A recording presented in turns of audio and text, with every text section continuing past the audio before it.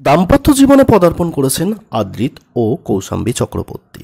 বিয়েটা তাদের হলেও তাদের সঙ্গে সঙ্গে কিন্তু চর্চার কেন্দ্রবিন্দুতে ছিল সৌমিত্রিষা কুণ্ডু অর্থাৎ ছোট পর্দার মিঠাই রানী। বেশ কিছুদিন হলো ছোট পর্দাকে বিদায় জানিয়েছেন সৌমিত্রিষা। ছোট পর্দায় বেশ কিছু কাজ করলেও জনপ্রিয়তার শিখরে পৌঁছেছেন তিনি জনপ্রিয় ধারাবাহিক সিরিয়াল মিঠাইয়ের হাত ধরে। এই ধারাবাহিক ও সৌমিত্রিষা দুজনেই এতটা জনপ্রিয় হয়ে ওঠেন যে বড় পর্দা সুপারস্টার জিৎ ও দেবের মতো সুপারস্টারেরা ফিল্মের প্রস্তাব দেন তাকে। মিঠাই শেষমেশ দেবের হাত ধরেই প্রধান ফিল্মের মাধ্যমে বড় পর্দায় ডেবিউ করেন।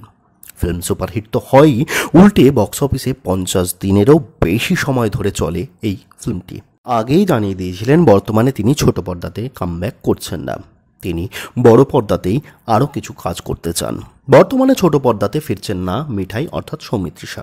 প্রধানের পর সৌরভ দাসের বিপরীতে 10 জুন ফিল্মে দেখা যাবে সৌমিত্রিষাকে। কিছুদিন পূর্বেই এই ফিল্মের অ্যানাউন্সমেন্ট হয়ে গেছিল। এদিন 10 জুন ফিল্মের শুটিং শুরু করে ফেলেন সৌমিত্রিষা।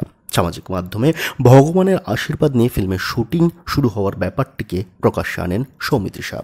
ফিল্মে একটু ভিন্ন ধরনের চরিত্রে দেখা যাবে সৌমিত্রিষাকে। ফিল্মে সৌমিত্রিষার নাম হবে মিতালি। ফিল্মের কাহিনী সম্পর্কেও আপনাদেরকে কিছুটা অবগত করে দেওয়া ভালো। সৌমিত্রিষা অর্থাৎ মিতালির বাড়িতে একদিন কলিং বেল বেজে ওঠে। দরজা খুলতেই সামনে হাজির হয় এক খুনি। পুলিশের হাত থেকে বাঁচতেই মিতালির বাড়িতে পৌঁছে যায় সে। প্রথমে ভয় পেলেও নিজেকে সামলে নেন মিতালি অর্থাৎ সৌমিত্রিষা। কেন কিভাবে খুনি হয় সে জানতে চায় মিতালি সেই খুনির কাছে। আবার উল্টো দিকে মিতালির করা এত প্রশ্নে খুনির মনেও দানা বাঁধতে থাকে নানাবিধ প্রশ্ন।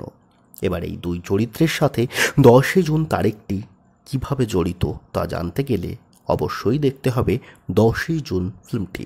ফিল্মে খুনির ভূমিকাতে দেখা যাবে জনপ্রিয় অভিনেতা সৌরভ দাসকে।